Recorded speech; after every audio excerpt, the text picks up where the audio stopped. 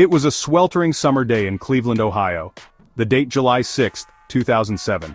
14-year-old Ashley Summers, a bubbly teenager with a bright smile, vanished without a trace. Her disappearance sent shockwaves through her tight-knit family and the entire community. Ashley was a typical teenager, known for her infectious laughter and love for her family. She had her whole life ahead of her, filled with dreams and aspirations. But in an instant, it all came to a grinding halt. Ashley was last seen at her grandmother's house, a place where she felt safe and loved. She had a small tattoo of the name Jean above a red heart on her right arm, a symbol of young love that would later become a haunting reminder of the mystery surrounding her disappearance. Her mother, Jennifer Summers, remembers her daughter's infectious laughter and the way she lit up a room. Ashley was a good girl, Jennifer shared, her voice cracking with emotion. She loved her family and would never just run away. The family's hope, however, began to dwindle with each passing day. Days turned into weeks, weeks into months, and months into years. The pain of Ashley's absence gnawed at their hearts, a constant reminder of the unanswered questions that haunted their every waking moment. Jennifer, her voice heavy with grief, made a heartfelt plea to the public. Please, if you know anything at all, come forward. We just want our Ashley home. The FBI, recognizing the gravity of the situation, joined the investigation in 2008. They established a dedicated tip line and urged anyone with even the slightest bit of information to come forward. No piece of information is too small, an FBI spokesperson emphasized. It could be the missing link we need to bring Ashley home. The number to call is 216-522-1400. You can also submit tips anonymously at tips.fbi.gov. Crime Stoppers is offering a reward for information leading to Ashley's whereabouts. Their number is 216-25-CRIME. The early days of the investigation were a blur of activity. Search parties scoured the area where Ashley was last seen, their hope flickering with each passing hour. Flyers with Ashley's picture and description were plastered on telephone poles, store windows, and car windshields. A desperate attempt to keep her face fresh in the public's mind. Ashley's family, their faces etched with worry and exhaustion, clung to the hope that someone, somewhere, had seen something that could lead them to their beloved Ashley.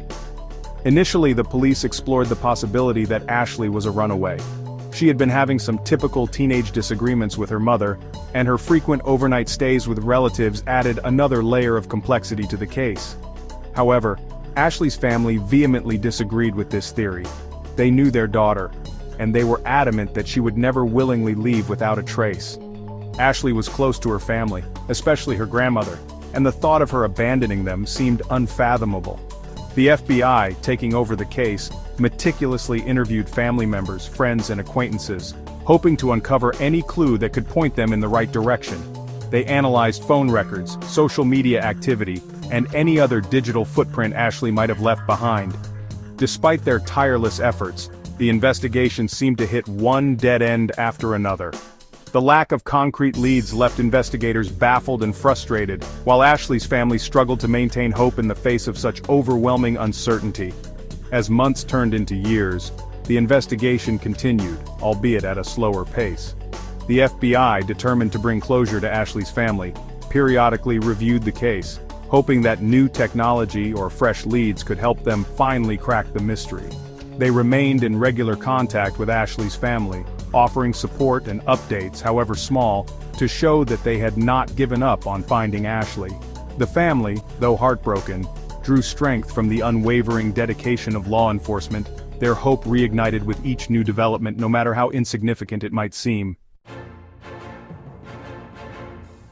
The investigation into Ashley's disappearance took a turn when investigators discovered a chilling connection to another missing person case, Gina DeJesus. Gina, just a few years older than Ashley, had vanished from the same neighborhood just a year prior. The similarities in their ages, the proximity of their disappearances, and the fact that both girls remained missing, sparked speculation about a possible link between the cases. Could Ashley have fallen victim to the same predator who had taken Gina?